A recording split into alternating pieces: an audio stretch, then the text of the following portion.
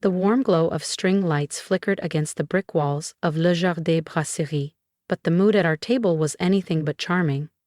I sat quietly in a linen jacket and clay-flecked boots, watching my family toast my father's 60th birthday, while subtly tearing apart my life, one comment at a time. I'm Camille Foster, though lately my family just calls me the creative one who never quite landed. At 34, I was the letdown who'd pursued ceramics instead of law, who lived in a studio loft in downtown Denver rather than a gated community, who cycled to shows instead of leasing luxury SUVs, the outlier who crafted abstract installations that no one in my family understood, or tried to. So, Camille, my cousin Brittany said sweetly, spearing her heirloom salad, still doing that clay hobby? Ceramics, I corrected with a smile, sipping sparkling water. The rose was supposedly too pricey for me, judging by the glances. Across from me, my older brother Andrew leaned back smugly. His cybersecurity firm had just landed a defense contract, and he'd made sure everyone knew it. Still molding mud?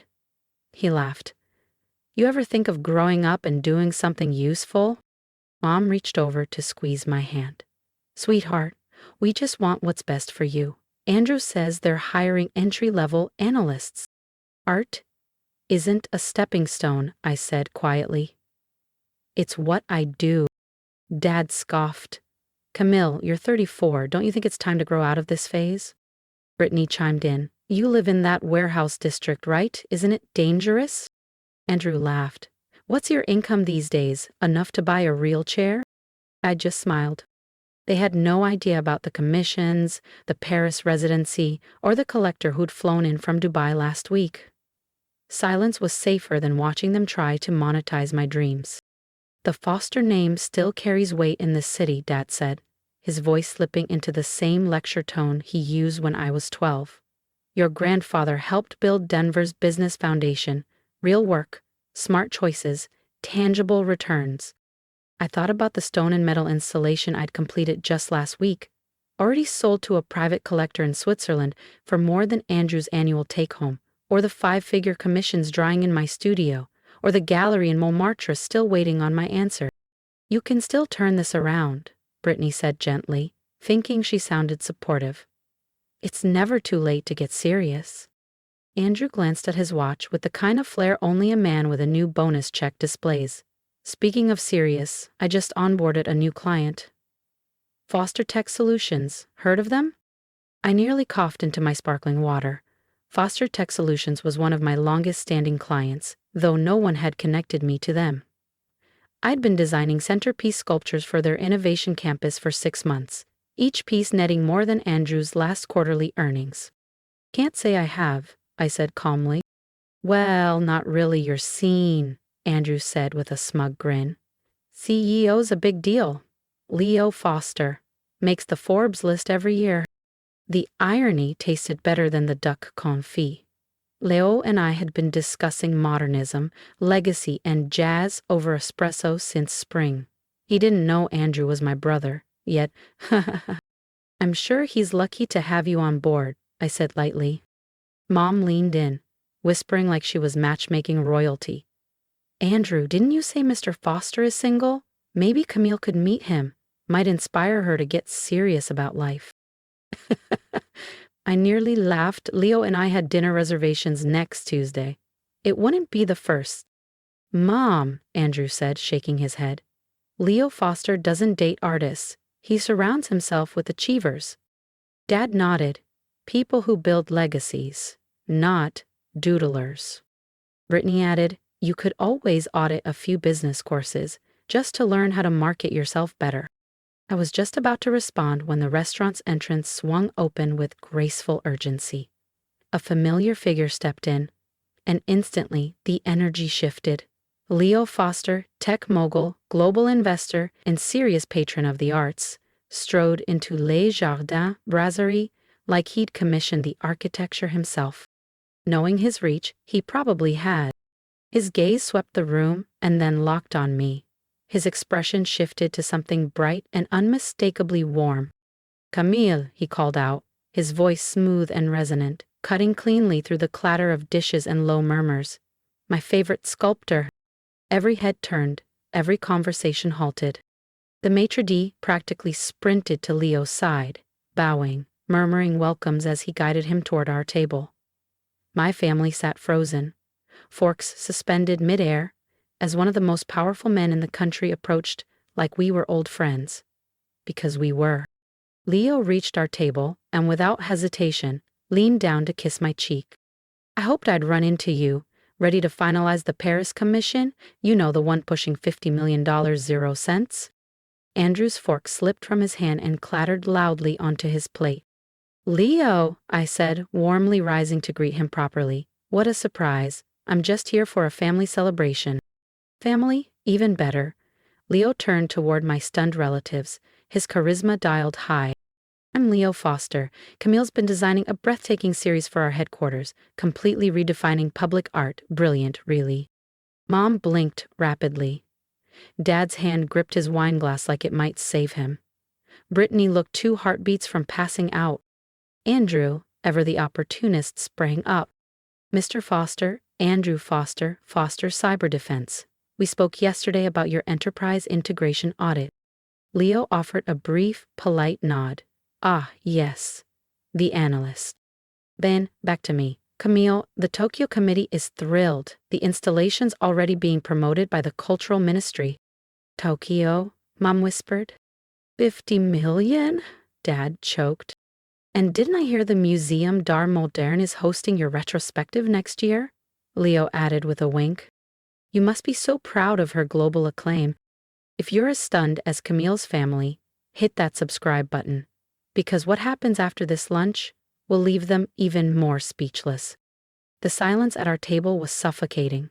Around us, murmurs rose and phones discreetly appeared, capturing the unexpected spectacle at table 7. The billionaire art collector, casually dining with the daughter once dismissed as a disappointment. Mind if I join you for a moment? Leo asked, though he was already signaling the server for an extra chair. Meeting the family behind brilliance is always a privilege. He settled in with practiced charm, unfolding his napkin. Across from me, Andrew looked like he'd seen a ghost. Just minutes earlier, he was mocking my mud molding. Now he sat across from a man, praising my work, in numbers none of them had ever earned. So, Leo began, smiling as if we were old friends, which we were. Tell me, what was it like watching Camille's artistry evolve over the years? Surely you have wonderful memories of her early pieces. Mom blinked rapidly. Well, she was always very creative. Creative? Leo echoed with delight. What an understatement. Did you know her last piece at Sotheby's sold for $12 million 0 cents? The bidding was fierce. Brittany made a strangled sound. Andrew looked physically ill. 12 million? Dad stammered. For one piece, yes, Leo confirmed, but that's modest for Camille's portfolio. The sculpture I acquired last spring? Triple it in value already. She's the best investment I've ever made. He turned toward Andrew with polite interest. You're in finance, right? Must be gratifying to see such impressive ROI in the family. Andrew's lips parted, but no words came. I was just mentioning your Foster Tech account, I said sweetly. Andrew was quite proud to land such a major client. Leo's smile turned razor thin. Yes, well, we'll see how that relationship holds. I value competence above all else. Andrew's expression drained of color. Emile, Leo continued, turning back to me. I didn't mean to interrupt your family's celebration, but I couldn't wait to share. Your installation proposal for the Venice Biennale has been accepted. You'll represent the U.S. Pavilion. Andrew's jaw dropped. The Venice Biennale, in the art world, that was the Olympics, and I had just won gold. It was the kind of recognition that cemented artistic legacies. That's incredible news, I said warmly, though I'll need to wrap up the Foster Tech series first. Naturally, Leo replied. Art deserves patience. He glanced around at my family, still stunned and speechless. I assume you'll all be attending Camille's opening in Venice? It's no small thing, representing the United States at the Biennale. Mom nodded too quickly, though I doubted she even knew what the Venice Biennale was. Leo's phone buzzed on the table. He checked it, then gave a regretful smile. I need to take this. Zurich market's always dramatic after midnight, but Thursday dinner? He leaned in to kiss my cheek again. I'll have Clara book Lou Bernardine. Perfect, I said. He shook hands around the table, pausing at Andrew. Pleasure meeting you all. Andrew, I'll review those quarterly figures. Accuracy matters, especially in this economy. Andrew gave a strained smile. As Leo departed, trailing servers' whispers and not-so-subtle stares, our table sat suspended in silence. Even the waiter, refilling our water glasses, moved with unusual reverence. Mom finally spoke. Camille, 50 million? That's just one commission, I replied gently. There are others. The art world is surprisingly generous once you reach a certain altitude. Dad looked dazed. Venice Biennale? Think of it like the Olympics for contemporary art, I said, except fewer flags, more marble. Brittany stared at me as if seeing me for the first time. You're famous? In art circles, yes. Art news, Frieze, Times reviews, I've got pieces in 5 museums. Andrew finally whispered, Why didn't you ever tell us? I looked at him, considering. Would you have believed me? Or would you have told me to stop fantasizing? The silence answered for them. When I had my first solo show, you all skipped it for Andrew's promotion party. When I sold my first 6-figure piece, Dad called it beginner's luck. And the Times called me a generational sculptor. Mom said not to let it go to my head. They looked away, ashamed. And that warehouse loft you're all so worried about, I added. I own the whole building. Current value around 8 million. The van you think is unsafe? I said quietly. It's a custom-built transport vehicle for museum-grade artwork. It costs more than Andrew's BMW. Andrew flinched. I don't live like this because I can't afford more. I live this way because it aligns with my work and my values. I don't need a mansion to prove success. Mom reached across the table, eyes glistening. Sweetheart, we didn't know. You didn't know because you never asked, I replied. You never came to a single opening. Never asked about my pieces, my clients, or what I was trying to build. Dad shifted uncomfortably in his seat. We thought we were being realistic. No, you thought you were being superior, I said gently. There's a difference. The waiter approached with dessert menus, but no one looked at them. The energy at our table had shifted. I saw it in their eyes. The quiet reevaluation, the rewiring of old assumptions. The commission Leo mentioned, Brittany asked softly. Is that really $50 million, 0 cents? Yes, I said, 7 installations. It's a 3-year project that will turn Foster Tech's HQ into a cultural landmark. Mom hesitated. And you and Leo, friends, collaborators. He's one of the most insightful art patrons I've met. We align creatively. Andrew finally found his voice. Camille, I owe you an apology. We all do. I studied his face, trying to distinguish sincerity from damage control. Do you, Andrew? Or are you just realizing insulting me might hurt your standing with your client? He flushed. That's not exactly what you mean, I said, calm but direct. And that's fine. Just don't call it family suddenly seeing the light. Call it what it is. Calculation. Mom looked wounded. That's not fair. We love you. I know you do, I replied. But love without respect is still dismissal. I motioned to the waiter. Leo was right. First impressions matter. And you've all made yours about my career very clear. Where are you going? Dad asked as I rose. Back to the studio. That $50 million, 0 cents legacy won't sculpt itself. Andrew reached out, grabbing my arm. Camille, please. Can't we start over? Andrew's voice was quieter now. I looked down at his hand on my sleeve, then met his eyes. Andrew, you've spent the last 5 years mocking my career, my choices, my way of life, and now that you've discovered it's profitable, you want a reset. Do you not see the issue? He let go, clearly rattled. You're not asking to start over because you respect what I do or because you understand the art. You're asking because you're afraid this might cost you your biggest client. The truth hung in the space between us. His silence confirmed, Everything I needed to know. I pulled out my wallet and set enough cash on the table to cover the entire check, plus a tip large enough to soften the edge of the spectacle we'd just created. Happy birthday, Mom. I hope the rest of your celebration goes smoothly. As I walked away, I could already hear the whispers starting behind me. Damage control, optics, strategy. They weren't processing who I had become. They were calculating how to respond to my value now that it had a dollar sign attached.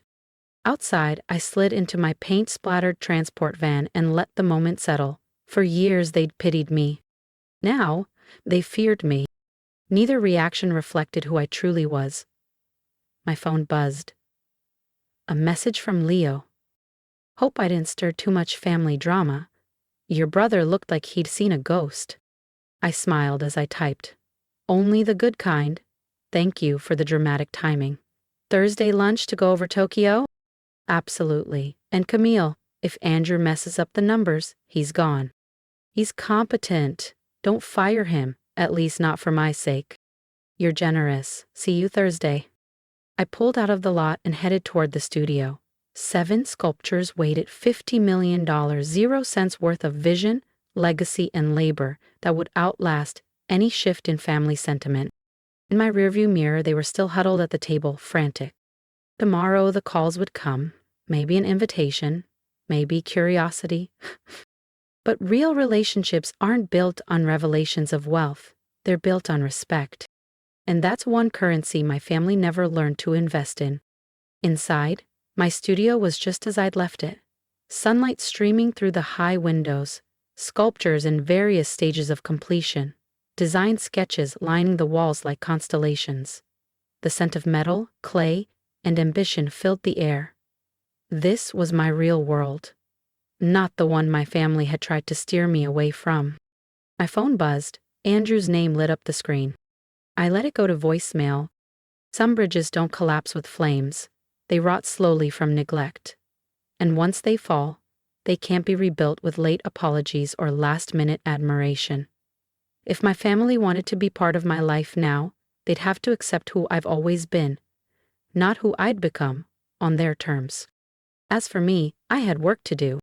7 installations to complete, the Venice Biennale to prepare for, a career that had flourished long before their validation and would continue without it. 3 months later, I stood inside the Foster Tech global headquarters as the final piece was placed beneath the atrium's skylight. The sculpture series had become more than art. It was a story, a transformation, a destination. Extraordinary, Leo murmured beside me, watching the finishing touches fall into place. You've built something that will inspire people long after we're gone. The lobby now drew artists, critics, architects, and curious minds from around the world. Each sculpture guided them through a journey: technology, humanity, legacy. It was the most meaningful work of my life. The Venice pieces are coming along, I told him. I think the U.S. pavilion will surprise people. I wouldn't miss it, Leo smiled. Though I imagine your family will want to attend too. He was right. Andrew had called again, so had Mom and Dad. Jessica even asked if her kids could tour the studio. We'll see, I said. I'm not holding grudges, I'm just focused. Spoken like a real artist. Visitors wandered the space, eyes wide, minds sparked. Recognition was rewarding, wealth was useful, but this connection, this was everything. After school let out, my phone buzzed. A text from Andrew. Saw the Times article. Mom wants to have dinner Sunday. No pressure, just us. I paused, then typed back. Sunday works, but I'm choosing the restaurant. Because if we were going to rebuild anything, it would start in a place that respected creativity. Some victories aren't loud. They're quiet, lasting, and earned. Like proving yourself right. And still leaving the door open. If my story resonated with you, show your support, leave a comment, share your thoughts, and hit subscribe. Tell me, have you ever been underestimated, doubted, ignored? Let this be a reminder. Validation doesn't build value, consistency does. Respect yourself first, and the rest will follow. Keep creating, even when no one's watching.